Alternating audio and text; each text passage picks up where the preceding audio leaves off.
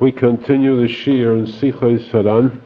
We are still on, remember that the Sichos relate to the Teidos and the Likutei Moharan. This one is Sicha paragraph 141, the Sichos HaRan, Kuf Mem Aleph, relating to the Likutei Moharan Tanina, second division of the Likutei Moharan, Teda Tzadik Beis, chapter 92. This is the Teda which deals with the Tikkun HaKlali. Tikkun HaKlali is the special formula, 10 special chapters of Tehillim, which Arizal revealed as being the Tikkun HaKlali. Tikkun HaKlali means that which can correct the defect caused by the worst sin listed in the Torah. Chas v'sholom, chil habris, zed abavatola, chas v'sholom, a sin for which the Zohar Kodesh says there is no tshuva at all possible, but which Arizal says there is tshuva, there is tikkun, and that was the greatest discovery of all time, in all of history. Last Shir we spoke about the background of the Tikkun HaKlali, why there are exactly 10 chapters. These 10 refer to the 10 kinds of negina, 10 kinds of musical notes, referring to also the Shem Ayim Beis, the highest of the Shemus HaKadoshim of Hashem's name, and the referring to the Elam HaAtzilus, which is the highest of the 4 heavenly worlds in creation. These 10 chapters of Tehillim, exactly these 10, are the ones that contain the 10 Mina Negina, 10 musical sounds, which can cure, Kaviyachal can cure the Shekhinah. What causes the Shekhinah to bleed, Chas v'sholom? Dam Nidas. We say Kaviyachal, meaning as though we could use that term. There is no physical blood, but that term is used. When a woman is a nida, that means she is tamei. That means she cannot be approached. That means that she must be separated from her husband. Kaviyachal, in a spiritual sense, when the Shekhinah is driven away, is expelled, sent to Golus, separated Kaviyachal from Hashem. Kudsha Brichu Shchinte are separated. The letters Vovkei of Hashem's name are separated. The Hey is in Golus, requiring the returning of the Hey from Golus. The word Tshuva, Toshuv Hey, return Toshuv Hey Labala. How? By purifying this Dam Nida. The Dam Nida is caused primarily by Chilul Habris. To perfect this, to correct this, one must know the 10 types of pulses and so on, as we had in the story of the 7 Betlas. Now, this was the purpose of the Tikkun HaKlali. What Arizal revealed, Arizal discovered, spent his life, his effort to find out the secret of these 10 chapters, and at first Arizal spoke about this item in general, revealing the fact that there are 10 such chapters that make up, that comprise the Tikkun HaKlali. Arizal first revealed this. He did not tell yet which of the 10 chapters were, but he did say that at least any 10 chapters in Tehillim would accomplish. Person, Chas v'sholom, committed that sin, then if he says any 10 chapters in Tehillim, it would help. Of course, too, then as I'll stress that a person should go to the mikveh on the day that happened, this too would help to purify him. But at the time, there was no mention made of which those 10 chapters were. After a period of 2 years had passed, without mentioning this topic during that time, Arizal again spoke about this topic of the Tikkun HaKlali, And then he said that he wanted to, it was his wish, to reveal these 10 chapters. His Talmidim were all excited. They were about to hear it, they felt, but they were not zecher. Time Rabbi Arizal mentioned this, he did not reveal yet these 10 chapters. After a few weeks, Rosenfeld came to visit Rabbi Arizal. This was on Shabbos Parshas Shkolim, just before the month of Adar began. Rosenfeld was there for Shabbos, and it happened, of course, he too was very much excited, tense. He thought that finally this secret would come to the world. At Shabbos, he happened to go into Rabbi Arizal's private room while Rabbi Arizal was out, and there he was shocked to see a slip of paper on which were listed these 10 chapters. They were numbered in order. Rabbi Arizal looked at it with the intention of trying to photograph this list in his mind, memorize the 10 chapters. Rabbi Arizal could photograph a sefer at a glance. He could memorize whole Sfarim. Those who have learned his Sfarim, the Kutei Halachas, could see that his Bikiyas is one that is unmatched in the annals of Bikiyas. And yet here, Arizal himself writes, looking at the short list, these few numbers, 10 numbers, he could not grasp this in his memory because he was filled with fear, an immense fear that he might be caught by his Rebbe, by Rabbi Arizal, doing something that was improper. It was not Rabbi Arizal's wish yet to reveal it, and so this fear actually stopped his mind memorizing these numbers, the list of 10 chapters. So he went out the next day, day after Shabbos Parsha Shkolim. Rosenfeld approached Rabbi Arizal about to leave. He begged Rabbi Arizal to reveal those 10 chapters. Rabbi Arizal refused. He said there is a time for everything. This is not yet the time. Rosenfeld left. This is important. Rosenfeld left, went to his own city. He lived in the city of Nemirov, which was some distance away. A few days later, Rabbi Arizal did reveal the 10 chapters. Not only did he reveal them, but he revealed them to 2 Talmidim, 2 special Talmidim. One was Rabbi Naftali Zal, who was Rabbi Nosson Zal's closest chaver in life, his closest friend. They were inseparable together throughout their lifetime. They were the 2 leading Talmidim of Rabbi Arizal.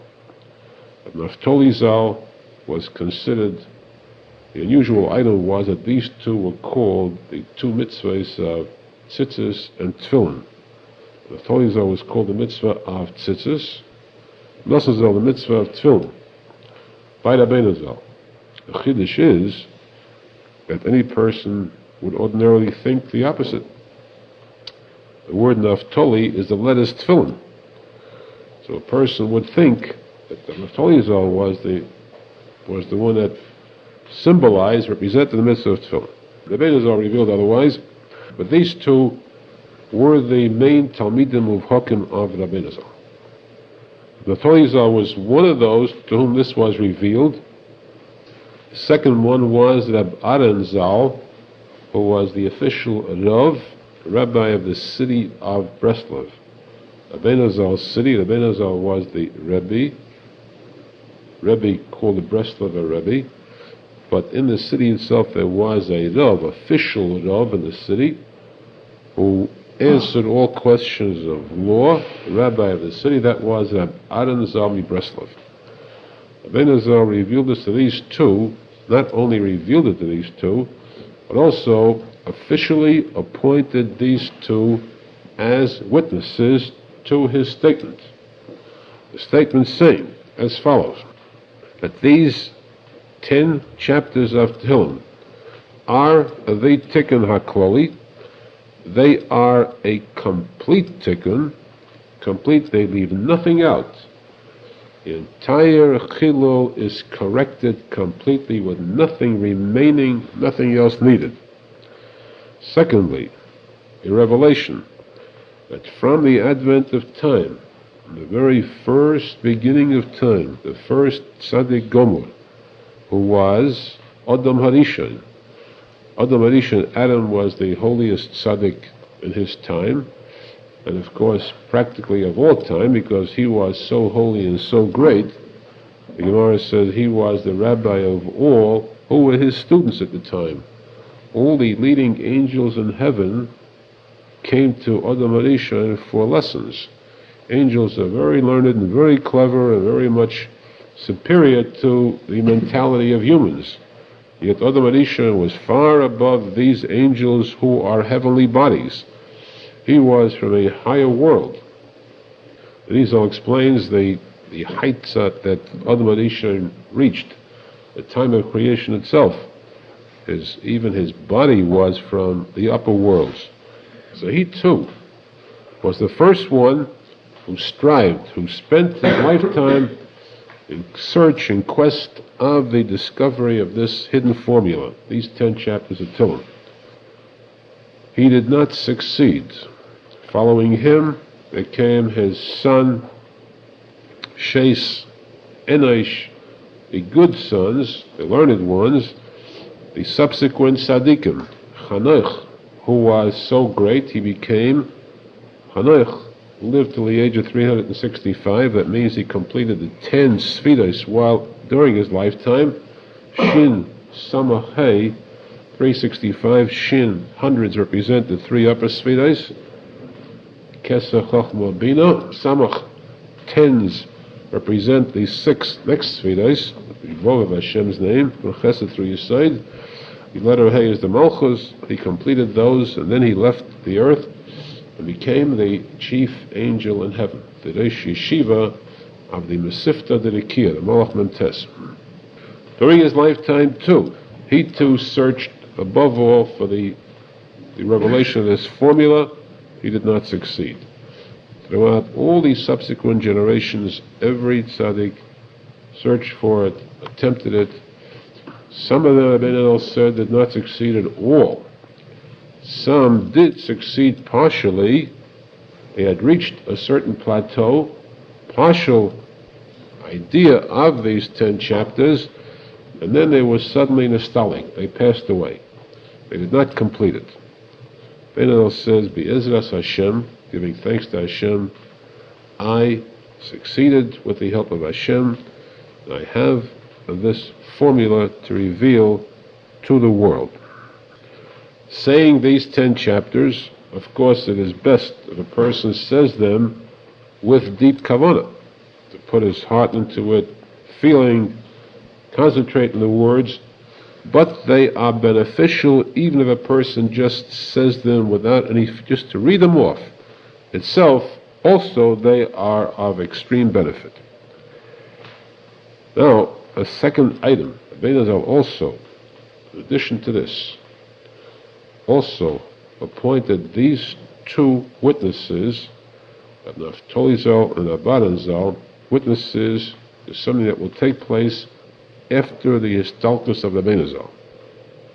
After Rabbi Zal was nostalgic, he stated a promise, a vow, with these 2 witnesses to testify to this for the future. After Rabbi Zal's histalkus, any person who will visit Rabbi Zal's Tzion, his grave, his shrine in the city of Uman, and who there will say these 10 chapters of Tehillim, and will give a coin, the lowest coin, a pruta, a penny, for the sake of Rabbi Zal's neshama. The vow is, Rabbi Zal said, I will do everything in my power, to the furthest extent, to help that person completely. Isaiah Kodesh says there are 7 levels of Gehenna, one lower and worse than the other. It is possible for a person to descend to through his sins, chas v'sholem, lower than the first level, to the second, the third, to the seventh level. Seventh level, be'ez shachas, lowest level of all. Zohar Kodesh says it is also possible for a person to be so low, such a severe sinner, that he can be placed under the seventh level of Gehenna, chas v'sholem, beneath even these 7 levels. First, he's going to be placed there, and that is called a point of no return. Nobody can ever escape from there, can ever return from that level, that low level, the subterranean level of Gehenna, because for that person there is no cure. There is no making amends for his deeds. Rabbi Nachman said, my vow is that a person who is that bad, that he is ensconced in the 7th level of Gehenna, or beneath that level, even below that, I promise that I will take that person out of Gehenna. Rabbi Nachman will rescue that person. This is the power, of course, of a tzadik emes, which is known. Tzadik emes has this power. We'll learn much more about it later on, how it's done. We've already had some shulim on that. So it is known fact that a tzaddik emes has the power to visit Gehenna, and at his command to release anyone that he wishes to. In this case, Rabbi Nachman said, I do make this promise to one who visits my tzion, no matter what he did during his lifetime, no matter what his record is, no matter how low he is, even if he is in the point of no return in Gehenna, I will take him out personally. To this, these 2 witnesses were appointed. 2 very trustworthy witnesses were appointed to testify to this for generations later. Now, first, for a moment, let's see who those 2 witnesses were. Rabbi Tikuney Zohar, as we said, was Rav Nosson Zal's closest friend. One of the 2 Talmidim Muvhakim, closest Talmidim of Rabbi Nachman.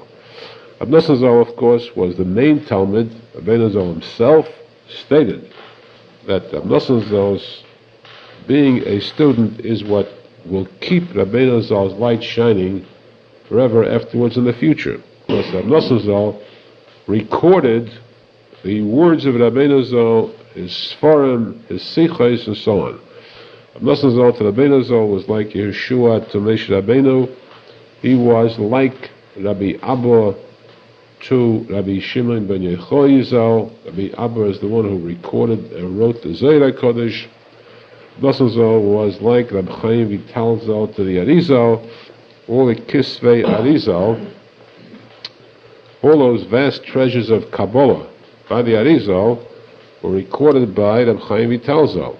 If not for Rabbi Chaim Vital Zal, we'd have practically nothing left of the Arizal's writings. Very few scattered statements by other Talmidim, which are not even reliable. And this is the case of Rav Nosson Zal in recording the words of Rabbi Nachman. Rav Naftali Zal did not do much writing. On the other hand, he is the one that was known for his koyach hatfilah. He taught, he injected, he imbued the later students the power of tefillah and his vedidus. Naftali Zal's tefillah was one of such dveikus. He was so attached to Hashem when he davened that he was completely oblivious to anything that took place around him. If the building he was in would catch fire, would go up in flames, he would not stop, he would not be aware of this. If there was a riot going on, and these are actual stories that did take place, there was an actual riot going on around him, he would have no idea whatsoever of this. He'd be completely indifferent to it because he was so absorbed in tefillah and davening to Hashem that he felt himself in the throne room of Hashem and had no inkling of what went on around him. Aharon Breslov Zal was the tzadik, the Rav, the city of Breslov. In this case, we know only from the words of Rabbi Nachman about his greatness. Rabbi Nachman said that Aharon Zal was so pure and so great that Rabbi Nachman used his influence, his background influence, very rarely. If he wanted something from heaven, He asked for it. But there were rare cases that Arizal used his background, his ancestral influence, schus avos, to get something accomplished. And this was one of the cases.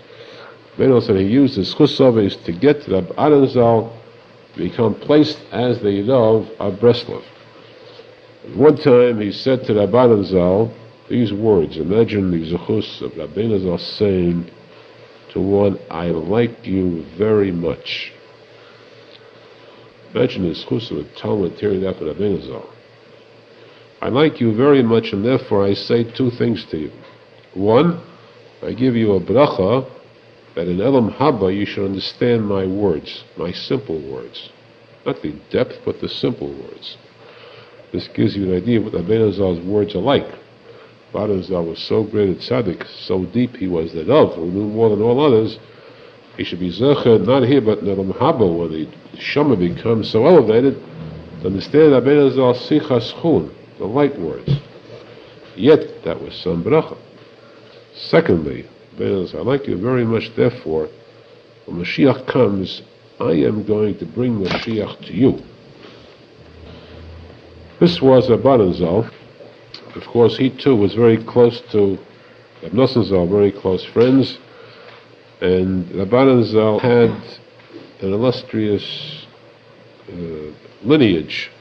Afterwards, his descendants were all leading Rabbonim, Ge'inim, Gedolim. In Breslov, in Shigrin, Rabbi Nachman Shigrin Zal was his grandson. His great-grandson was my father, Shalom. Zecher to be of that same lineage, Rabbi Zal's great-grandson. And the other names in the family, of course, Talmidim of Rabbi Zal, Talmidim of R Nosson Zal, later on. He was the second one of these witnesses appointed by Rabbi Zal, in both cases, during his lifetime and after his lifetime too, that this thing would be eternal. But the fact that these 10 chapters of Tehillim, they are not the longest chapters of Tehillim. In fact, they're very brief chapters. It takes only a few minutes to say it. It's very simple. Rabbi Zal added this point. I reveal too, he said, that this is one of the simplest and easiest things to perform. To say these 10 chapters, though the benefit is so immense, so incomparable, yet this is one of the easiest things to do. Despite this, Rabbi Zal said, Chacham Odef Minavi, a tzadik is a prophet too, to predict for the future. This was said about 180 years ago. 180 years this prediction was stated. For the future, let it be known that as simple as it is to say these 10 chapters of Tehillim, it's going to prove to be the most difficult thing out. Why? It takes 3 minutes, no effort, no expense, because there is going to be opposition to this. And that's the most amazing thing of all. Opposition to what? This is not Rabbi Zal's own words. These are taken verbatim, literally, from David HaMelech's Sefer Tehillim. 10 chapters of Tehillim. What can be wrong in the eyes of any Jew, any religious Jew, a Yirei Shamayim? What can be wrong in saying 10 chapters of Tehillim?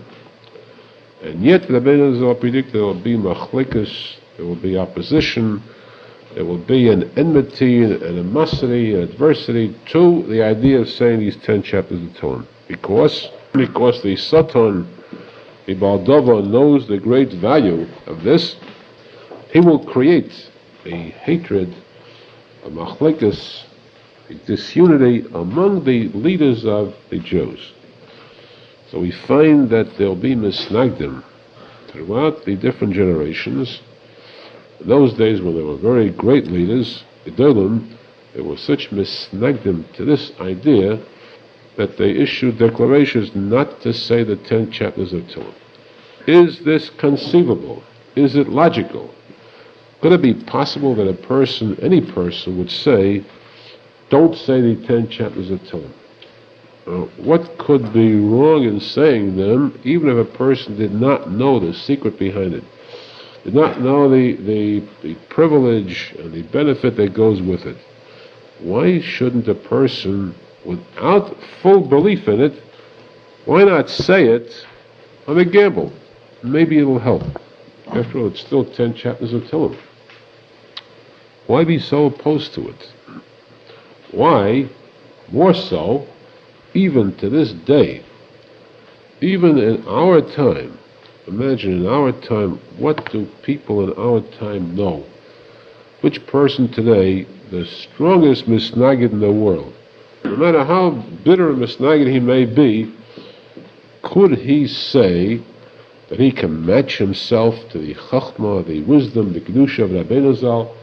How could he set himself up as an opponent to Rabbi Arizal's words? And yet today too, we find that the same bitterness exists in reference to the Tikuney Zohar.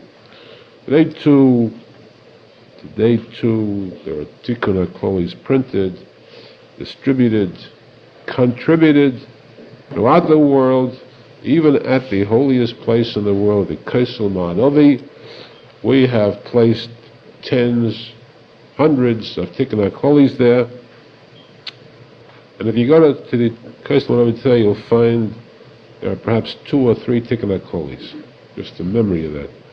The rest have been absconded with, stolen, some cases actually torn, by misnagdim. These are misnagdim who go dressed in the garb of Chassidim. These are the ones who go dressed with the long coats, with all the regalia of the outstanding leaders of Jewry, and they will take a Tehillim, Rahman al-Islam, 10 chapters of Tehillim, and actually rip it apart with Hashem's name in it, because of some hidden illogical opposition which has no logic, no sense to it at all. This only fulfills the prediction of Rabbi Nachman, that the Satan, this angel of evil, knows the value, and it's very bad for him if this benefit was spread among the Jews. It would do away with the Satan, it would bring Mashiach, it would bring the Shekhinah back, he would lose his position in life.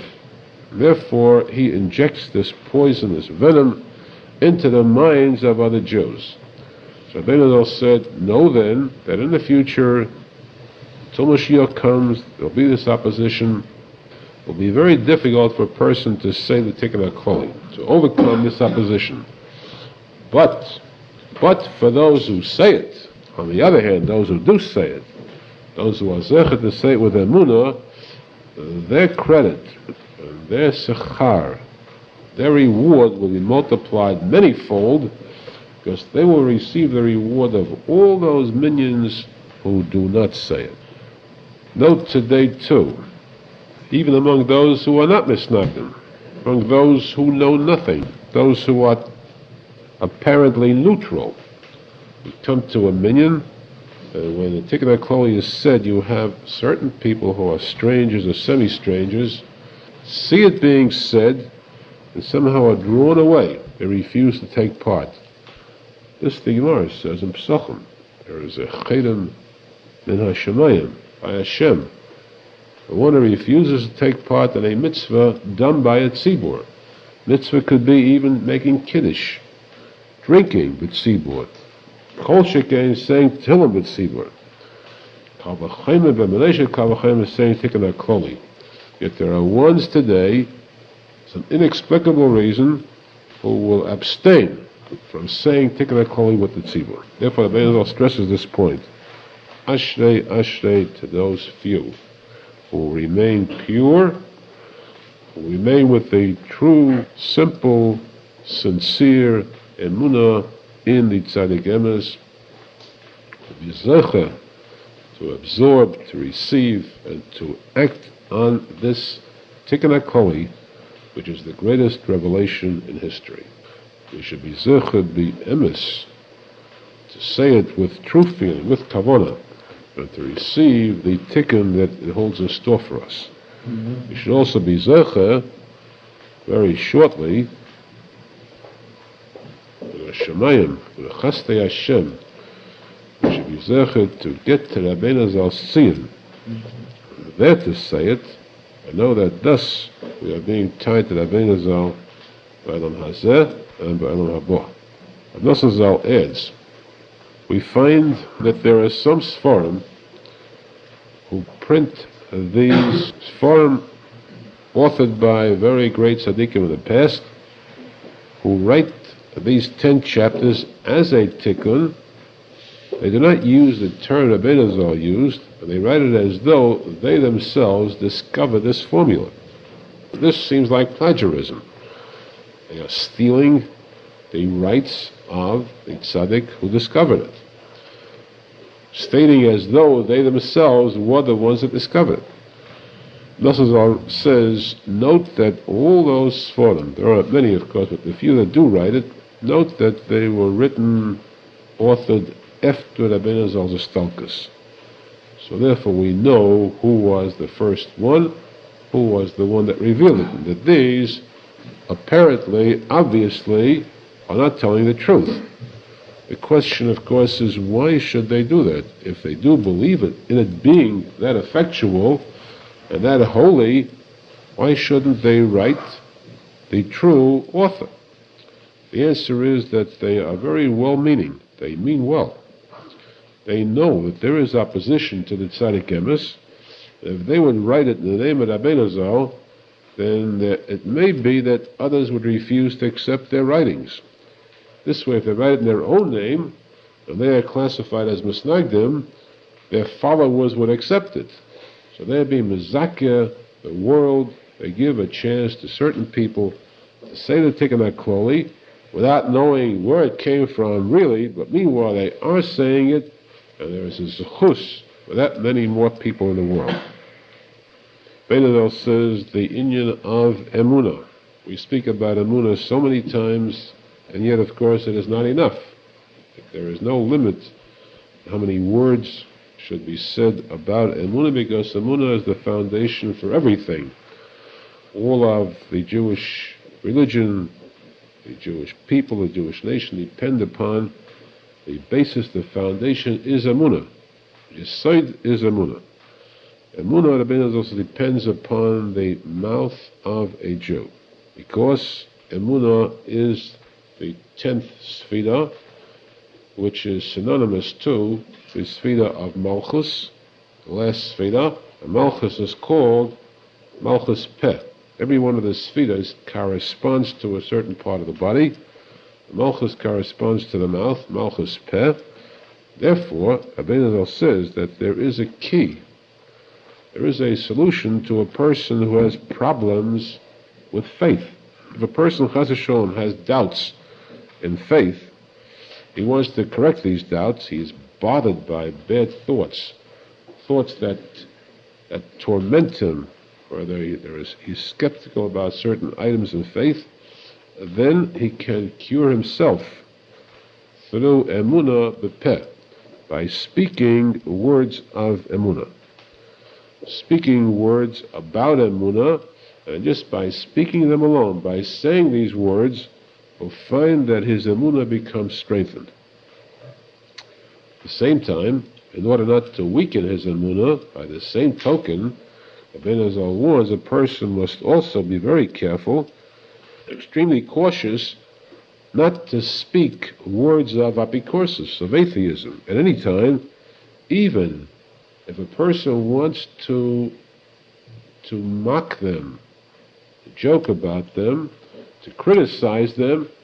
Do not quote directly words of atheism, because this means that your tongue, your mouth is repeating words of kafira, chas v'shalom, and it does take effect. So a person should be careful never to quote words of kafira, because this could do harm, chas v'shalom, to the emunah. And therefore, Rabbeinu Zal warned, it is forbidden. Kafira means even as a joke. You cannot joke about faith. Above Above all, as an extreme warning, you cannot make jokes about heaven. Never speak about Hashem chas v'sholom in the form of any kind of a joke that you might consider a harmless joke. You cannot place yourself on the same level. You cannot speak about a Torah as an equal of yours and speak about it in jest, even if you consider it harmless. You cannot joke about anything at all that is holy. This item, I know how important this is, sort of sensed deeply, because I recall as a child my father used to speak about this point with such awe and reverence. Warning, never joke about anything of Kedusha. The Torah, tzadikim, heaven, chas v'sholom, be careful not to make jokes about them, because these jokes could backfire, chas v'sholom. You must always speak with the greatest degree of respect about anything that is Kodesh. In the Sichos HaRan, this statement, of course, again is based on the Kutim HaRan, Tanina, second chapter, Torah Mem Dalad. There, the Arizal speaks about this point of Emunah the Peh. The Sichos now, Nosson adds that the Arizal also elaborated further and said, if a person ever finds that he's bothered, tormented by doubts and Emunah, then he should immediately stand up and say very firmly, clearly, to enunciate very clearly, Ani ma'amin be'emunah shlema. I believe firmly in Hashem, in the Torah of Hashem, in the tzadikim of Hashem. And this will help to strengthen his emunah, help to dispel, chas v'sholom, these doubts in emunah. To elaborate further, Nosson says that the Yetzer Hara and Kfida come from, what is their origin? It comes from the Gevudos dinim, harsh dinim, they're called dinim nefulin. There are Gevudos of Kedusha, we say, we count Sfida. In the Sfida you have Chesed, Gevura. Right now we're on the Sfida of Gevura, second week. The second Sfida is Gevura. Tonight's Sfida is a very special one dealing with that word. We don't want to say it, but you'll notice that when you count Sfida, you'll find that the word Gevura is very much multiplied, tonight's Sfida. And so these Gevuras, which means harshness, dinim, could be, on one side it could be Kedusha, Gevura de Kedusha. The Kim is Gevura. On the other hand, you have these dinim that are nefulin, they've fallen into the deep abscess of the klippas, of the evils, and there, of course, they result in harshness, in tumah. So words, dibur, comes from Gevura, dinim, malchus, which is also part of Gevura, the side of Gevura, and words that are evil, kefida, come from these dinim nefulim. A person is supposed to strengthen the Gevura of Kedusha, which is the malchus peh of Kedusha, overcome these evil words with words of Kedusha, to be able to defeat this evil, elevate himself to an emunah of Kedusha. This is what's meant by the Gemara. The Gemara says that if a person is ever attacked by the Yetzer Hara means the evil inclination, which could be kafida, could be atheism, thoughts of atheism. What should he do? He should counterattack with the Yetzer Tov. Take the Yetzer Tov and counterattack. How? Get the Yetzer Tov very angry, filled with dinim, harshness, battle. Go out and counterattack against the Yetzer Hara. What kind of language is that? The counterattack be angry, get the Yetzer Tov angry? Because anger, gevura, dinim, harshness, is what's necessary to overcome the gevura dinim of tumah. And therefore, the Arizal continues. The next topic, which is it's a lengthy topic, I don't think we can make this. Let's only elaborate a little more on what we just said. Would be of benefit to understand to a degree. Let's go a little bit deeper now That word deeper, I know, is a dangerous word because we lose a lot of customers that way. A little deeper in that, the Noson's explanation. Noson's explanations, of course, are very clear, very lucid. His wording is very special. Nosson says, imagine getting the benefit of Noson's elaborating on the Arizal's Kabbalah. Arizal says that the three upper spheres are called the Menachem, 3 parts of the brain. The 3 parts are Chachma, Bina, and Das. Those are the 3 upper spheres. These 3 Menachem, they are 3, it's true. Actually, there is Chachma, Bina, Yud, Kei. What is Das? What is the third one? The Das itself branches out into 2 parts. It becomes the first 2 of the next 7 spheres, Chesed and Gevura. Das becomes divided into Chesed and Gevura. So what you really have, basically, is not 3 Menachem, 3 parts of the brain, but 4. Because Das, there are 2 parts of Das, Chesed and Gevura. This Chesed and Gevura also are the power of speech. This Das becomes the power of speech, so that we then have Malchus Peh. The power of speech consists of both Ish and Mayim, fire and water, which is Gevura and Chesed. Now this, the Moshe says we could see, again, basically 3 upper parts of the brain. They divided become 4. These 4 are what remain. That's why we have the tzitzis themselves. Tzitzis, mitzvah tzitzis, which is the mitzvah that we envelop ourselves even on Shabbos. Because on Shabbos, especially the Menachem of a Jew on a higher level, there are 4 tzitzis to cover the 4 parts of the brain. The tefillin have 4 parshas in them. 4 parshas in the tefillin, also corresponding to the 4 parts of the brain. But the tefillin give us a further clue, because on the tefillin that are placed next to the brain, you have 2 shinim. You have a shin on one side with 3 heads, the other side is a shin with 4 heads. This tells us that the original Menachem of 3 start with 3, and then they are eventually divided. The Das becomes divided into 2 parts, and the 3 become 4. These are the 2 shinim, the shin of 3 Menachem becoming 4, and this too will explain what we started to say. In fact, how can a person be zecher to really do tshuva? What is the greatest sin possible? Not an action, a sin in thought. The Gemara says, evil thoughts are worse than evil actions. The evil thoughts of a person that would drive the Shekhinah into Golus. Driving the Shekhinah into Golus means causing dam, nida for the Shekhinah. What makes a nida pure? Shiva nekiyim, 7 days of nekiyim, of purity. These 7, purifying the mayach, the brain. These 2 shinim on the tefillin, the 3 and the 4 heads, total these 7 nekiyim, which bring about a tada, a kedusha, for the Shekhinah Kaviyachol, which stands for the mayach, and this brings back the Shekhinah from Golus. This is the meaning of the Malchus Peh. How does a person go about purifying the mind? By making these statements. And Imam Emunah Shleima, he must express this openly, just as we have in the Kriya Shema, which is the Emunah Sayichud. The Kriya Shema, the Din says you must say, you cannot think it alone. You must speak the Kriya Shema openly, aloud, and stress the words that you believe in Hashem Echad.